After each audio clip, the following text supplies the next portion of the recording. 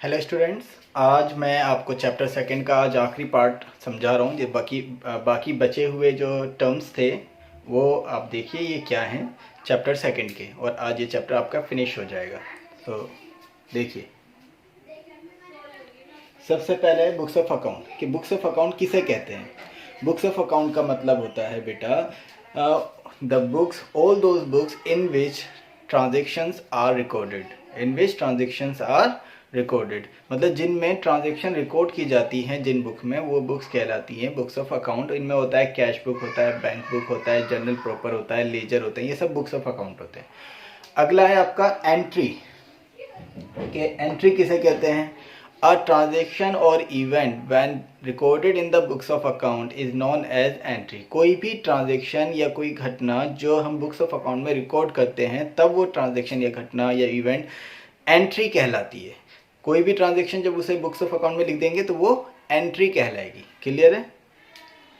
Next, मतलब जैसे आप यहाँ एंट्री का एग्जांपल देखिए, जैसे कैश आया, कैश रिसीव फ्रॉम राम, और इस कैश रिसीव फ्रॉम राम को जब हम बुक्स ऑफ अकाउंट में लिख देंगे तो फिर ये जो ट्रांजेक्शन है ये आपकी एंट्री कहलाएगी। ओके, नेक्स्ट देखिए डेबिट।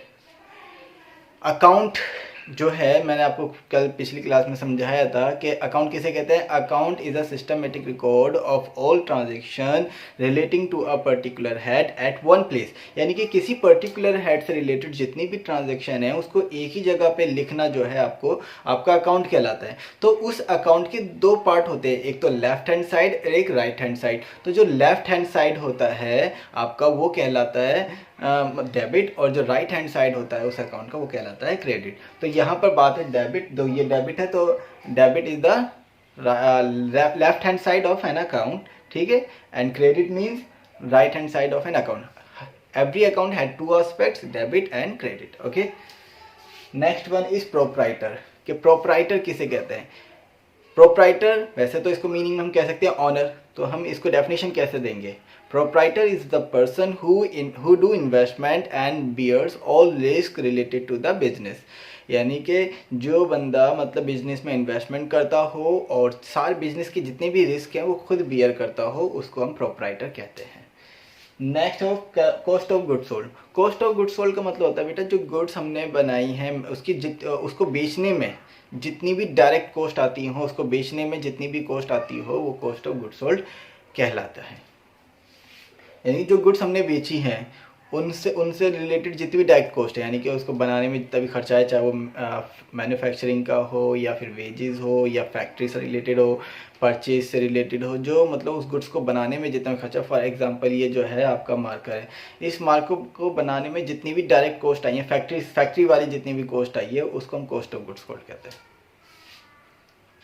अगला है आपका डेप्रिसिएशन। डेप्रिसिएशन किसे कहते हैं भाई बेटा, फिक्स एसेट्स का मैंने कल बताया था ना, जो वैल्यू जो मतलब जो एसेट्स लंबे समय तक चले बिजनेस के पास, जैसे बिल्डिंग है, फर्नीचर है, तो ये आपकी फिक्स एसेट्स कहलाती हैं। तो जो फिक्स एसेट्स होती है उनकी वैल्यू में कमी आती है, fall in the value of assets due to use, due to wear and tear, due to normal, due to passes of time, यानी कि टाइम के गुजरने के साथ उसका यूज़ करने के बाद इन सब में जो है ना कि वैल्यू कम हो जाती है। फॉर एग्जांपल आप खुद ही देख लीजिए, आपने कंप्यूटर खरीदा अपने घर के लिए, पर्सनल यूज़ के लिए पर्सनल कंप्यूटर खरीदा, पीसी खरीदा है, तो अगर आप एक महीने बाद उसे बेचने लगेंगे तो क्या उतने का ही बिकेगा? नहीं बिकेगा ना, क्योंकि उसकी वैल्यू अब घट चुकी है, क्योंकि आप उसे यूज़ कर चुके हैं, इस वजह से उसकी वैल्यू डाउन हो चुकी है। तो जब फिक्स एसेट्स की वैल्यू में कमी आती है उसे हम डेप्रिसिएशन कहते हैं। हिंदी में इसे मूल्यह्रास या घिसावट बोलते हैं। अगला है आपका बैड डेट। बैड डेट बेटा, जैसे हमने डेटर को माल बेचते हैं ना, किसी डेटर को हम माल बेचते हैं तो वो बंदा हमारा डेटर कहलाता है, किसी कस्टमर का अगर हम उधार माल बेचें। लेकिन अगर कोई कस्टमर हमें पैसा ना दे और वो इरिकवरेबल हो, मतलब जैसे मान लीजिए किसी कस्टमर को बेचा और हमें लगता है वो पैसा नहीं आने वाला है, इरिकवरेबल है, तो उसको हम बैड डेट कहते हैं। हिंदी में कहते हैं इसे डूबत ऋण, यानी कि ऐसा लोन जो डूब गया, ठीक है, तो डूब जाना, पैसा डूब जाना, तो बैड डेट, जो पैसा हमने किसी को उधार माल बेचा था और वो लेके भाग गया, तो उसको हम बैड डेट बोलते हैं, ठीक है, बैड डेट। अगला है insolvent. Insolvent is that person who is unable to return या to pay his debt with his property.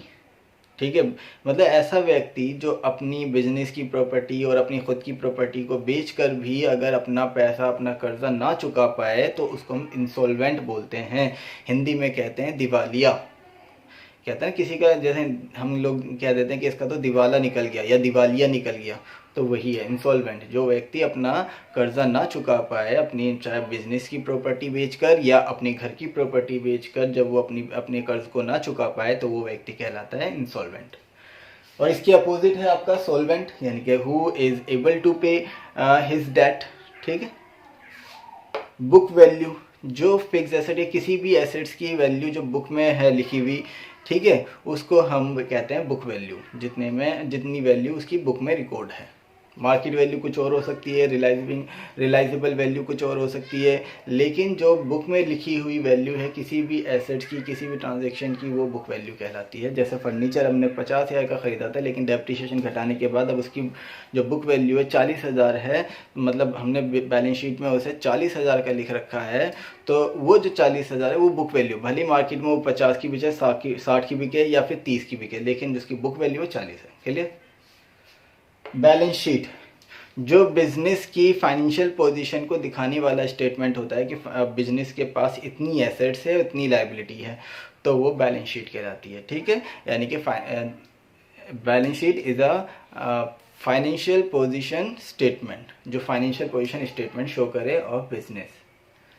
Next है आपका एंटिटी। कोई भी मतलब जो प्रोड्यूसिंग यूनिट होती है, जो प्रोडक्शन कर रही हो, ठीक है, अर्न कर इकोनॉमिक एक्टिविटी कर रही हो, उसको हम एंटिटी बोलते हैं। जैसे हमारा स्कूल भी एक एंटिटी है, saint RV convent public school, saint RV convent school, ये भी हमारी एक एंटिटी है। ठीक है।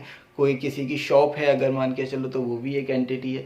कोई मोची की दुकान करता है तो वो भी एक एंटिटी है। कोई भी इकोनॉमिक एक्टिविटी कर रहा हो वो एंटिटी कहलाता है। ठीक है बेटा, तो आपका ये चैप्टर फिनिश हुआ। आई होप ये आपको ये सब कुछ समझ में आया होगा। अब आप मुझे इसका वर्क करके सेंड कीजिए।